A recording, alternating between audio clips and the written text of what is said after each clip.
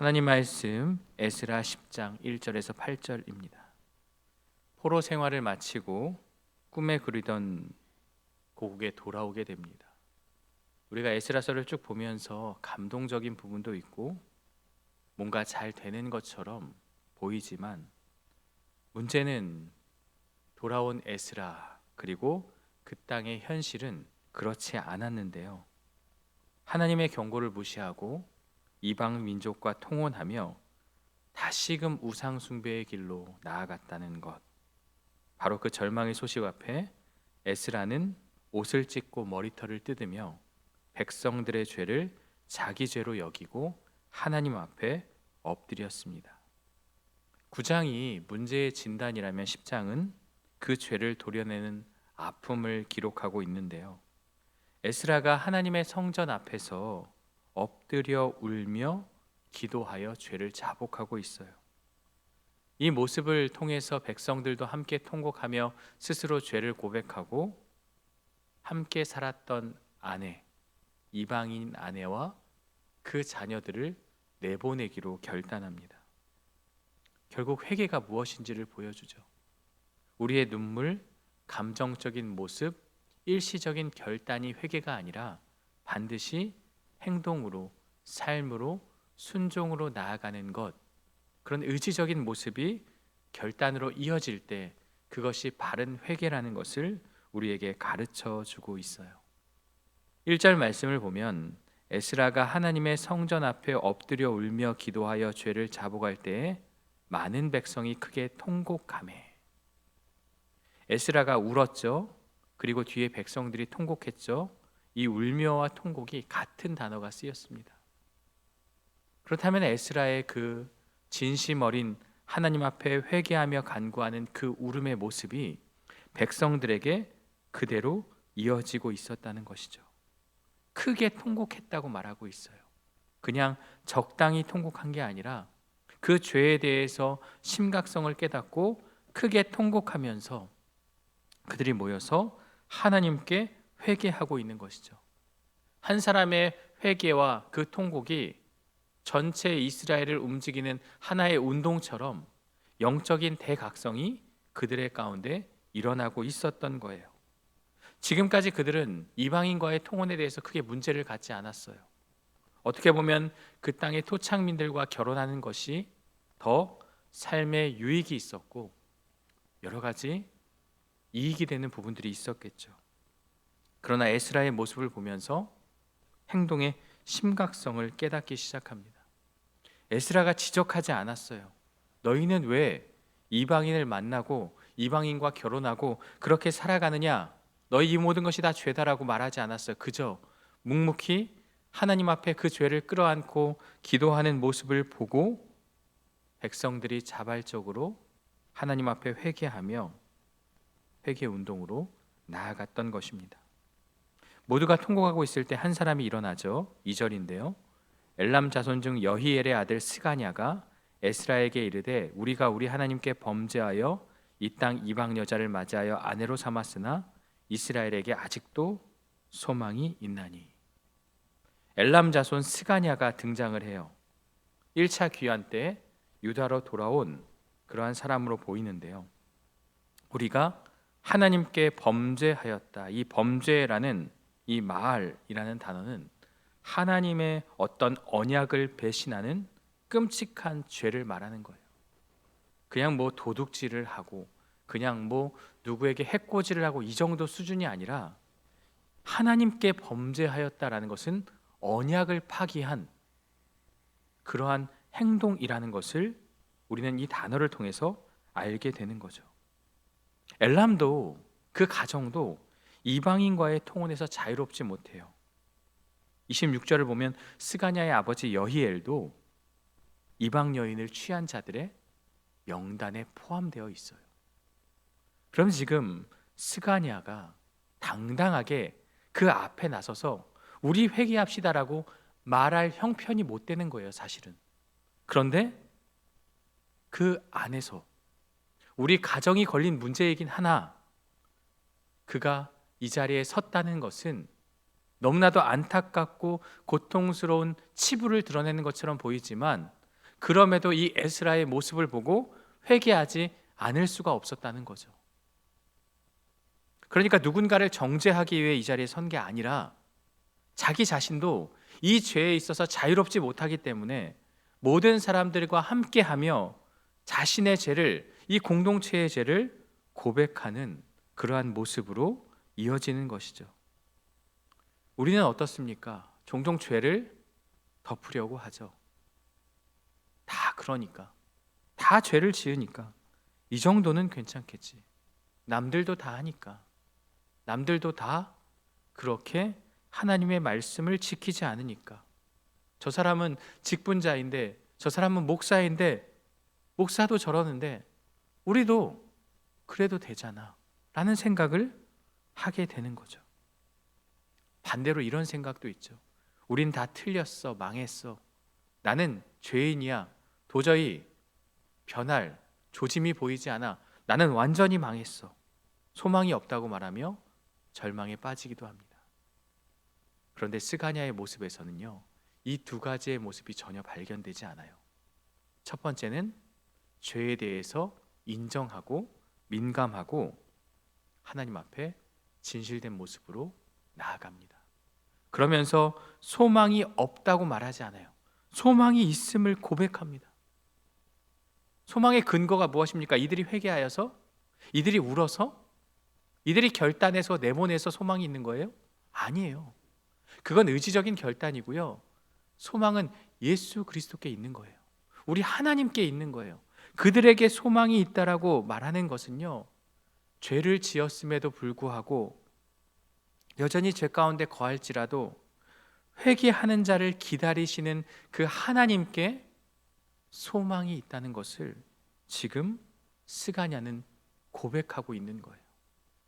자기 자신도 이 죄의 문제 앞에 자유롭지 못하지만 그럼에도 회개하고 돌이키는 자에게 하나님께서 용서하시고 자비를 베푸시고 은혜를 주시는 그 하나님이 우리와 함께하고 있기 때문에 소망이 있는 것이죠.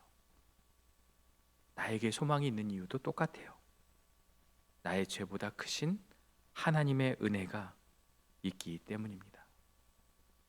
스가랴의 고백은요, 구체적인 행동으로 이어지죠. 3절을 보면요, 곧 내 주의 교훈을 따르며, 이 내 주라는 것은 에스라를 말하는 거예요. 에스라가 이스라엘 공동체의 사사처럼, 지도자처럼 지금 섰기 때문에 우리 하나님의 명령을 떨며 준행하는 자의 가르침을 따라 이 모든 아내와 그들의 소생을 다 내보내기로 우리 하나님과 언약을 세우고 율법대로 행할 것이라. 하나님과 언약을 세우고라고 했죠. 이 세우고의 원뜻이 자른다, 끊어내다라는 의미가 있어요. 언약을 자른다? 무슨 말입니까? 죄를 끊어낸다. 그런 의미가 이 세운다에 담겨 있는 거예요. 하나님과는 언약을 세우는 것이지만 내 죄의 문제에 있어서는 끊어내겠다는 결단이죠. 그 결단의 내용이 무엇입니까? 아내와 자녀를 내보내기로 한 거죠. 이게 쉬운 일입니까? 아무리 이방 여인이라 하여도 아내였어요. 그래도 자식입니다. 함께 살았던 시간들이 있었고 사랑하는 가족을 끊어낸다는 것은요, 결코 쉬운 일이 아닙니다. 생이별을 해야 되는 상황이죠. 그만큼 죄를 끊어내려는 의지가 단호함을 보여주고 있어요. 혹자는 이 본문을 매우 야만적이다, 어떻게 비청하게 이렇게 할 수 있느냐, 비인간적이다 라고 볼 수 있어요. 그런데 이건요, 차별의 문제가 아니라 언약의 문제입니다. 하나님의 백성이라는 정체성을 지키기 위한 결단이기 때문에 도덕적이지 못하고 윤리적이지 못하고 야만적이고 사랑이 없고의 문제보다 더 큰 문제가 이들에게 있어서는 하나님과의 언약 정체성이라는 거예요. 하나님과의 정체성을 회복시키기 위한 모습이죠. 그래서 이들은 쉬운 선택은 아니지만 말씀이 죄라고 하기 때문에 내려놓는 결단을 하게 되죠. 여러분, 회개는 앞으로 내가 이렇게 살아야지, 내일부터는 죄를 안 지어야지라고 다짐하며 끝나는 것이 아니라 순종이 포함되어야 합니다. 중요한 건 회개는 단순한 감정의 후회가 아니라는 거죠. 고통을 감수하는 결단입니다. 우리가 행동하지 않으면 회복도 일어나지 않는 거죠. 5절을 볼까요? 이에 에스라가 일어나 제사장들과 레위 사람들과 온 이스라엘에게 이 말대로 행하기를 맹세하게 하매 무리가 맹세하는지라. 스가랴의 제안, 스가랴의 결심 결단을 들은 에스라는 즉시 일어나 제사장 레위 사람 온 이스라엘을 일으켜 맹세를 하게 됩니다. 왜 제사장과 레위 사람 온 이스라엘까지 다 일으켰을까요? 지도자들도 백성들도 죄에 있어서 자유롭지 못하기 때문입니다. 오히려 지도자들이 한 발 더 앞서서 이런 일들을 자행했기 때문이죠. 왜 맹세를 하게 될까요? 인간의 결심은 약하고 상황에 따라 변할 수 있기 때문입니다. 그러면서 6절을 보면 에스라가 다시 금식하며 하나님께 기도합니다. 이제 영적인 개혁, 그 운동을 시작하면서 나아가기 전에 다시 한번 하나님께 이들의 맹세와 간구를 아뢰며 진실한 마음으로 하나님께 기도하고 있는 것이죠. 그리고 기도한 이후에 결단을 보여주는 그런 모습이 7절과 8절에서 나타나는데요. 유다와 예루살렘에 사로잡혔던 자들의 자손들에게 공포하기를 너희는 예루살렘으로 모이라. 누구든지 방백들과 장로들의 훈시를 따라 3일 내에 오지 아니하면 그의 재산을 정몰하고 사로잡혔던 자의 모임에서 쫓아내리라 하매. 이제 총의 소집 명령이 내려지게 됩니다. 3일 내에 예루살렘에 모이지 않으면 강력한 처벌이 내려지는데, 첫 번째는 재산이 정몰된다라고 쓰여 있습니다. 이 정몰, 히브리어 하람은 단순히 재산을 그냥 압수하는 것을 넘어서서 불태워 없애버린다는 어떤 그런 헤렘적인 의미가 담겨 있는 겁니다. 사로잡혔던 자의 모임에서 쫓김을 당하게 된다. 그 공동체 안에서 끊어지는 엄중한 처벌, 그만큼 이 결단, 이 회복의 운동, 이 모든 지금 이들의 의지적인 모습이 그냥 장난으로 일어나는 게 아니라 온 백성이 이제 변화되어야 할 그러한 놀라운 그러한 변화의 시작이기 때문에 모두가 다 함께 모여서 언약 공동체의 정체성을 회복하는 일이 중요하다는 것을 강조하고 있는 거예요. 오늘 말씀을 통해서 우리는 회개가 무엇인지를 알게 됩니다. 에스라가 먼저 울었을 때 백성들이 함께 울기 시작했어요. 마찬가지로 내가 먼저 하나님께 무릎 꿇을 때 내가 속한 공동체, 가정도 변화될 수 있는 거예요. 우리 가정이 왜 이래? 우리 교회가 왜 이래? 이 나라가 왜 이 모양 이 꼴이야? 이 사회가 왜 이래? 라고 비판하기 전에 정말 우리는 하나님 앞에 진실된 마음으로 그 공동체의 아픔을 끌어안고 무릎을 꿇은 일이 있습니까? 내 문제, 내 간구, 내 필요에 의한 간절한 기도는 있었지만 정말 내가 이 에스라의 심정으로 먼저 무릎 꿇고 그 죄를 끌어안고 참회하는 우리의 결단이 우리 안에 있었는지를 이 말씀을 통해서 돌아보아야 하는 것이죠. 나는 지금 누군가가 변화하기만을 바라며 비판하고 있지만은 않습니까? 아니면 정말 에스라처럼 먼저 무릎 꿇고 공동체의 죄를 끌어안고 있습니까? 저 사람이 먼저 변해야 된다라는 결단, 어떤 마음을 내려놓고 내가 먼저 회개하는 사람이 되기로 결단하는 것이 필요해요. 저 사람을 이야기할 게 아니라 나를 바라보는 것이죠. 그러면서 이 회개는 감정이 아니라 행동이라는 거죠. 눈물도 중요하지만 하나님이 진정 원하시는 건 순종입니다. 말씀을 따라 살고자 하는 몸부림치는 순종. 그래서 이들은 마음이 아프지만 아내와 자녀를 내보냈던 것입니다. 그런데도 오늘 본문은요, 감사하게도 소망을 이야기하고 있어요. 정말 이들이 죄를 고백하고 끊어내고 아픔만 있는 것이 아니라 아픔 가운데 있는 예수 그리스도를 향한, 하나님을 향한 소망을 고백하는데요. 유다 백성들은 아픔을 감수하며 죄와 분리되기로 결심하고 결단합니다. 그리고 스가랴는 하나님을 향한 그 소망을 발견하고 고백하는데요. 우리에게는 더 분명한 소망이 있습니다. 우리가 당하는 고통과 비교할 수 없을 정도로 더 큰 고통을 당하신 분이 계신데 바로 예수 그리스도입니다. 우리의 소망은 이 고통을 당하신 예수 그리스도께 있는 것이죠. 본문의 이스라엘 백성이 이방 아내와 자녀와 분리되는 아픔을 겪었다면 우리 예수님은 죄의 문제를 해결하기 위해 죄 없으신 분이 우리의 죄를 끌어안고 하나님으로부터 분리되셨습니다. 잠깐이지만 하나님으로부터 분리되어서 십자가 위에서 고통 가운데 외치셨습니다. 엘리 엘리 라마 사박다니, 나의 하나님 어찌하여 나를 버리셨나이까. 그래서 우리가 하나님과 연합할 수 있는 길이 열린 것입니다.